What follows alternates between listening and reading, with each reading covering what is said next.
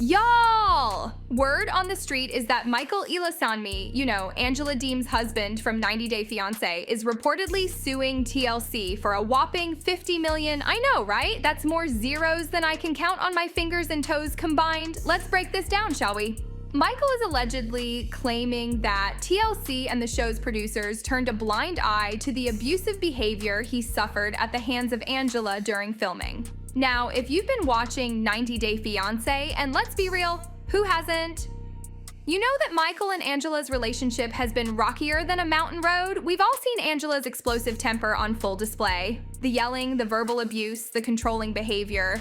It's been a constant theme throughout their appearances on the show. And let me tell you, it's made a lot of viewers more uncomfortable than a cat in a bathtub. Many fans have been calling out TLC for a while now, saying they're basically airing domestic abuse for entertainment. It's like watching a train wreck in slow motion. You want to look away, but you just can't. Now, Michael's reportedly saying in his lawsuit that TLC knew exactly what they were doing when they aired all this drama. He's arguing that they allowed Angela's abusive behavior to be broadcast without stepping in or offering him any support. It's like they were more interested in ratings than in the well-being of their cast members. Yikes! No, I don't give a goddamn about no money. Calm down. You and your goddamn money. Listen, me no please. You bitch. What me no Bitch. Do you think the show changed Angela? Well, the show didn't change her. I mean, she wants to be that way, treated badly by her. Whenever she's upset, she can do whatever she wants. And the law here, I don't want any issue. I don't want any bad record of my name. So I tend to, keep it cool. To be honest, I was scared. Sometimes when she's very upset, she made me feel scared. But here's where it gets really juicy. Remember when Angela hired a private investigator to dig up dirt on Michael? Well, that plan backfired faster than a cheap firework. The investigator, who was supposed to be Angela's smoking gun, ended up testifying in court that Michael was innocent of all her accusations.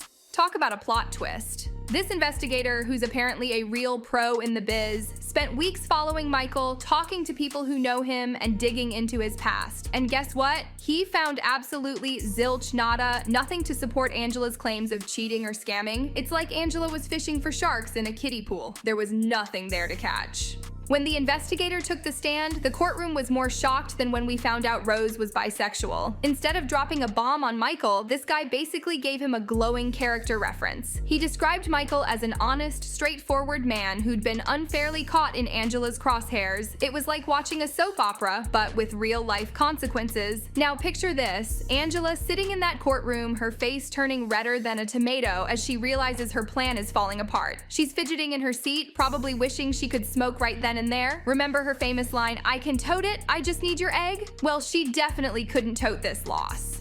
When the judge finally delivered the verdict, clearing Michael of all accusations, the courtroom erupted in applause. It was like the finale of a reality show, but with actual justice being served. Michael had won, and he was finally free from Angela's accusations. But oh boy, Angela wasn't about to go down without a fight. She jumped up, shouting at everyone. The judge, Michael, the investigator, probably even the courtroom janitor if he was around. It was a meltdown of epic proportions, the kind we've seen from her on 90 Day Fiancé countless times. But this time, nobody was buying it.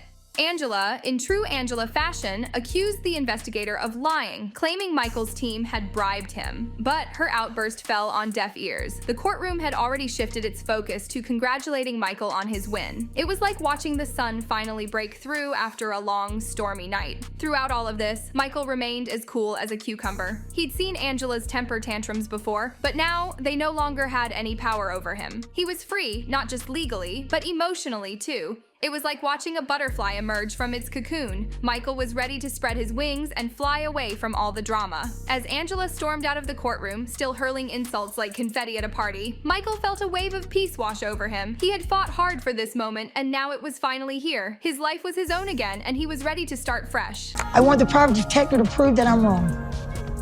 I want it to be wrong. I want to be so wrong. He has no idea. Michael, were you aware that Angela hired a private investigator? No. But guys, the drama didn't end there. Oh no, this is 90 Day Fiancé we're talking about. The drama never ends. In the days that followed, Angela kept the pot stirring. She was popping up on talk shows, giving interviews, and blowing up social media with her rants. It was like watching a one-woman show titled How to Keep Drama Alive 101.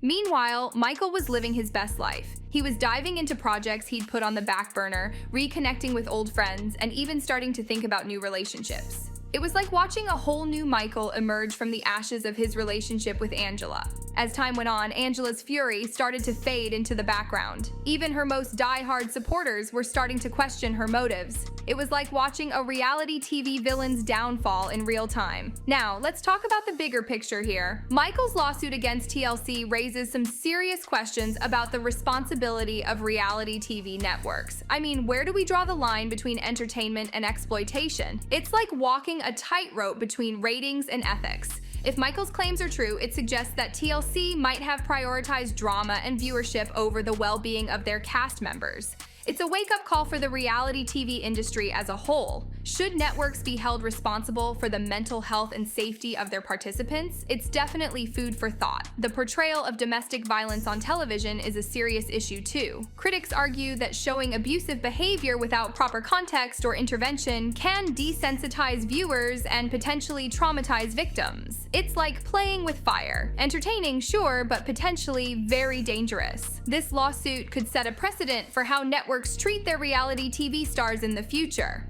It's like we're watching a behind-the-scenes drama that could change the face of reality TV as we know it.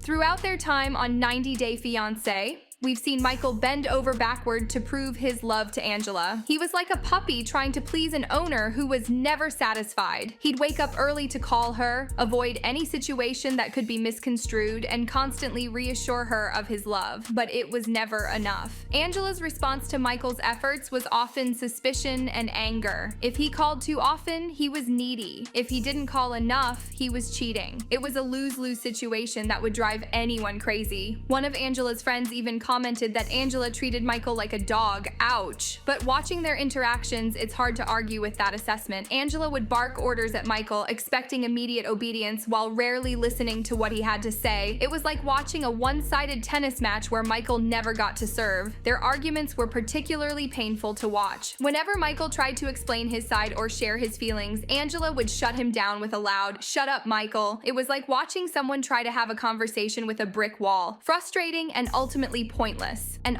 over time, we saw Michael become quieter and more reserved. The vibrant, energetic man we met at the beginning of their journey was slowly fading away, his spirit dimmed by Angela's relentless negativity. It was like watching a flower wilt in real time. But through it all, Michael stayed committed to Angela. He was convinced that if he just tried harder, loved her more, and proved his loyalty beyond any doubt, she would finally see how much he cared. It was like watching someone try to fill a bucket with a hole in the bottom. No matter how much he poured in, it was never enough. The court case was the culmination of years of this toxic dynamic.